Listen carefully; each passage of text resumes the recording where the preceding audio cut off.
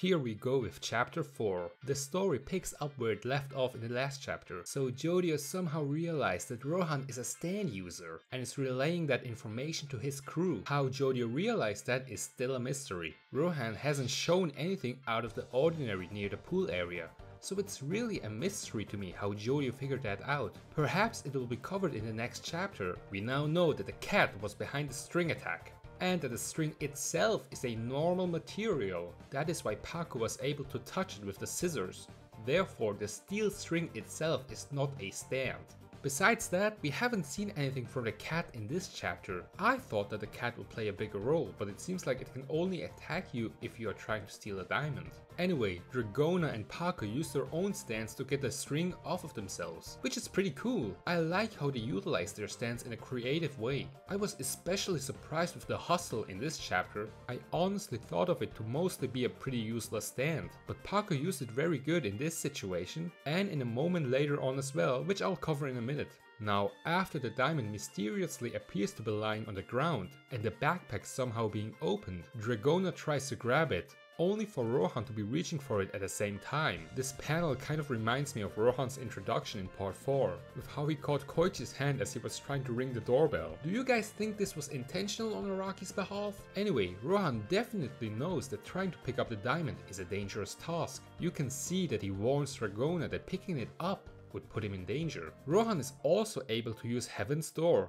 I was wrong about my theory in the last chapter, where I thought that this version of Heaven's Door would be slightly different, but so far it seems like it has the same ability. Design wise, it also looks the same as the Heaven's Door we know from the Dust Spoke Kishibe Rohan series. Anyway, after a legendary JoJo reference to part 3, Rohan faces off with Paco, which I guess makes this officially the first actual stand battle in part 9. Like the first fight where two people go head to head against each other. You can argue that the cat was first, but they weren't really fighting the cat, they were more just defending themselves, you know. As I said earlier, this is the moment where Paco surprised me with his stand, the hustle. I did not expect him to be able to actually use it in a fight like this. But you know, Rohan isn't about to let this Android 13 cosplayer rock his ass. He quickly one-taps both him and Usagi with his stand, Heaven's Door. I like that Rohan is still so busted. All he needs is for your face to open up and you are done. And he does that by throwing the diamond at Usagi, which distracts him for a second, so Rohan can hit him with a Hey-ya karate chop. Paco is a really bad matchup against Rohan, because his stand is entirely in his body, and obviously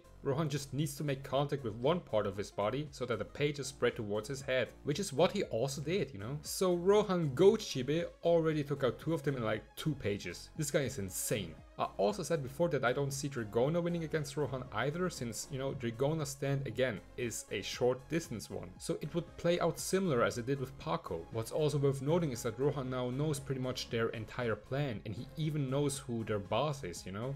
And he also knows that a 4th person is lurking somewhere. A few people also believe that this Rohan is the same Rohan from the original universe, but I believe that this is wrong. If it were the real Rohan, I'm pretty sure he'd have reacted differently after he found out Dragona's family name.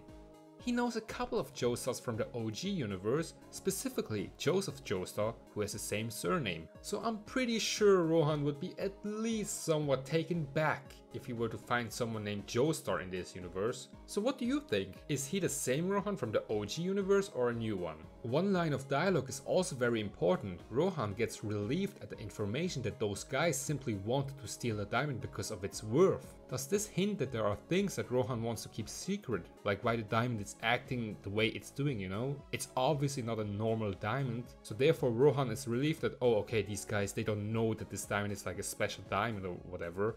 Or like maybe it's not even a diamond, maybe it's something else. He's like actually happy about it, that they just want to take it because of its worth, you know. Another theory is that the diamond might be a rock insect. This could perhaps explain how it can move on its own.